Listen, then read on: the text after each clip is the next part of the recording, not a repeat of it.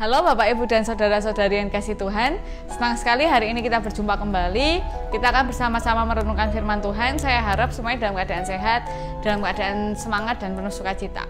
Dan sebelum kita merenungkan firman Tuhan, mari kita berdoa terlebih dahulu. Terima kasih Tuhan untuk setiap penyertaan Tuhan di dalam kehidupan kami.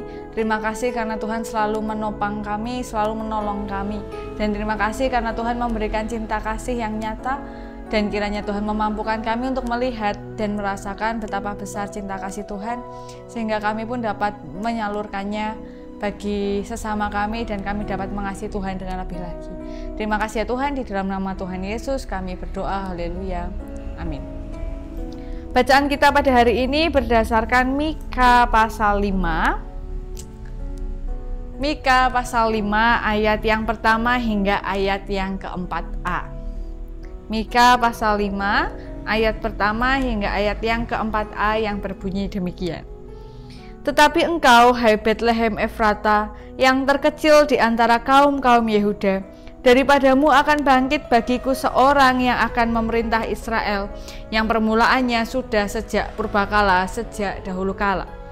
Sebab itu ia akan membiarkan mereka sampai waktu perempuan yang akan melahirkan telah melahirkan. Lalu selebihnya dari saudara-saudaranya akan kembali kepada orang Israel. Maka ia akan bertindak dan akan menggembalakan mereka dalam kekuatan Tuhan, dalam kemegahan nama Tuhan Allahnya. Mereka akan tinggal tetap, sebab sekarang ia menjadi besar sampai ke ujung bumi, dan dia menjadi damai sejahtera. Demikianlah pembacaan firman Tuhan pada hari ini. Sungguh berbahagia kita yang diberikan kesempatan untuk mendengarkan, merenungkan, bahkan diberikan kekuatan oleh Tuhan untuk memperjuangkan dalam melaksanakan di dalam kehidupan kita sehari-hari. Haleluya. Bapak, Ibu, dan saudara-saudari yang dikasihi Tuhan, ini adalah ini adalah masa-masa yang cukup berat bagi kita, karena memang sudah ada berita bahwa memang beberapa vaksin sudah ditemukan. Vaksin untuk COVID-19 ini memang sudah beberapa ditemukan, beberapa sudah diuji coba, dan beberapa memang sudah terbukti gitu kelayakannya 90% lebih bisa mengantisipasi begitu, kurang lebih begitu ya, saya nggak terlalu paham sih. Tapi dari berita-berita yang saya baca memang sudah ada vaksin-vaksin yang dipersiapkan. Nah, tetapi bagaimana orang menjalani kehidupannya di tengah pandemi sambil menanti vaksin ini adalah hal yang patut kita renungkan bersama. Disadari atau tidak, akhir-akhir ini perkembangan angka jumlah orang yang terdampak bahkan positif COVID ini kan meningkat gitu. Nah, ini membuktikan bahwa ya memang ini seringkali tidak bisa kita hindari, karena juga banyak yang orang-orang tanpa gejala yang kita tidak sadar bahwa mereka juga mungkin membawa dan lain-lain. Tetapi memang ini menjadi perenungan bersama bahwa ya orang menjadi lengah begitu. Dulu awalnya kita semua cuci tangan, kita semua pakai masker, kita semua langsung mandi setiap bepergian.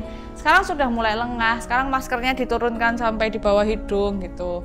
Ya kan, yang penting mulut ditutup, tapi kan hidungnya kan bisa.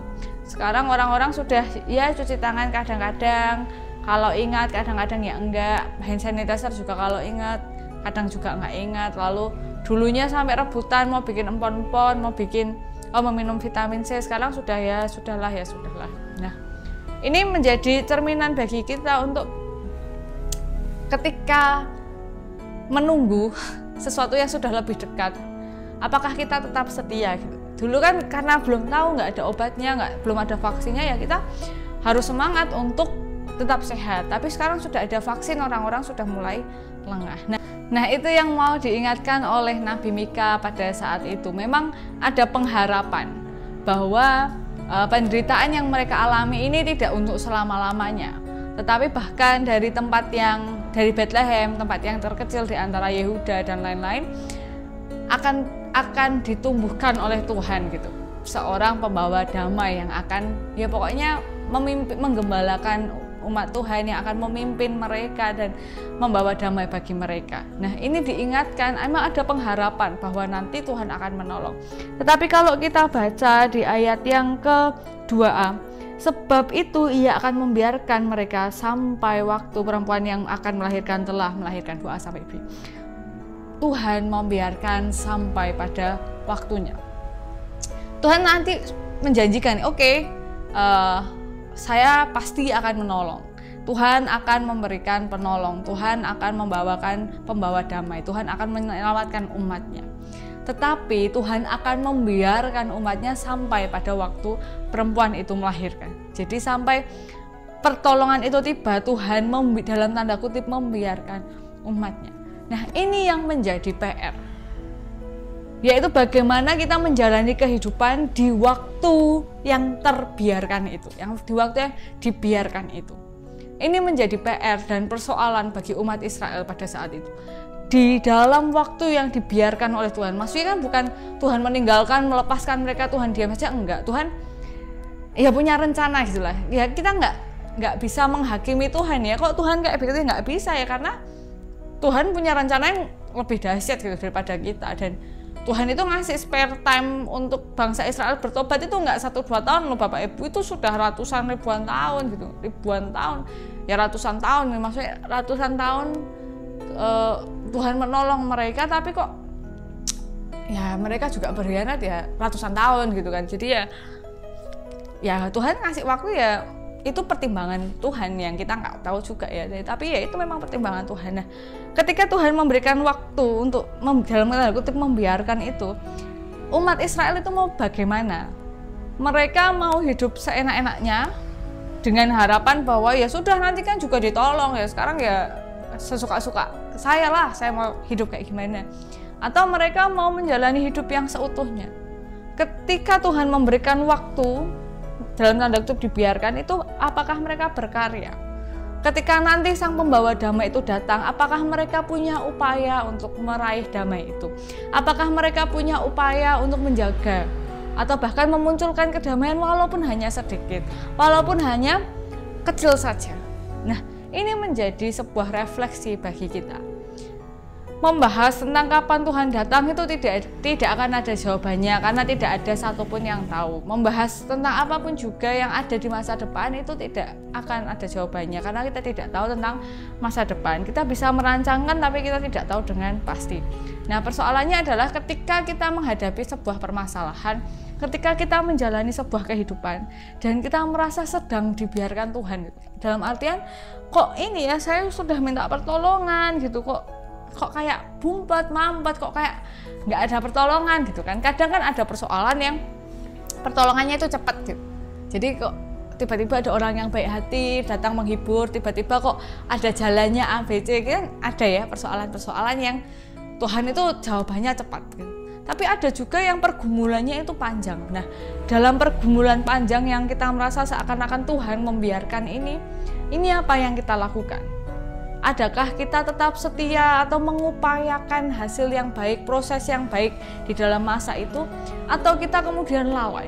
Ya nanti kan paling kayak dulu lah Tuhan nolong, ya sekarang tak sakarepku sendiri. Nah, ini menjadi pengingat bagi kita. Di masa Advent ini, di masa menanti, di masa menunggu dan mengenang ini, apa yang mau kita lakukan?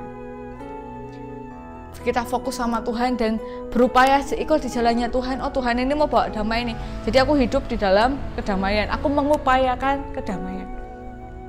Bukannya tidak usah menunggu Tuhan, tapi menunggu Tuhan dengan setia dan sepenuh-penuh. Mari kita berdoa. Terima kasih Tuhan untuk setiap penyertaan Tuhan di dalam kehidupan kami.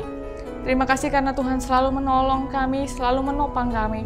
Ampuni kami jika dalam menjalani kehidupan ini kami sering meninggalkan Tuhan, melakukan hal-hal yang tidak seturut dengan kehendak Tuhan. Kiranya Tuhan memampukan kami untuk melihat dan merasakan betapa karya Tuhan sungguh luar biasa, dan kami pun ikut serta dalam karya Tuhan yang luar biasa itu. Dan kiranya Tuhan melindungi kami semua di tengah pandemi COVID-19, Tuhan yang menolong mereka yang terdampak baik kesehatan, ekonomi, pekerjaan atau apapun yang saat ini sedang dipergumulkan. Kiranya Tuhan yang menolong setiap orang yang mengalami kesepian karena harus dikarantina mandiri ataupun di rumah sakit. Terima kasih ya Tuhan, di dalam nama Tuhan Yesus kami berdoa, haleluya, amin. Ya Bapak Ibu, demikian dapat saya sampaikan, kiranya dapat menjadi hal yang baik bagi kita semua. Dan kita semakin dekat dengan pilkada, mohon semuanya tetap tenang, tetap damai, kita semua tetap damai.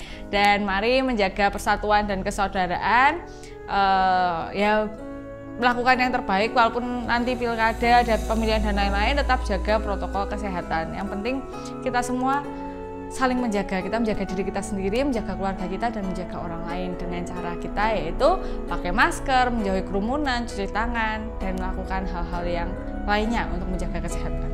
Ya, sampai berjumpa di pertemuan berikutnya. Tuhan Yesus memberkati kita semua. Sampai jumpa.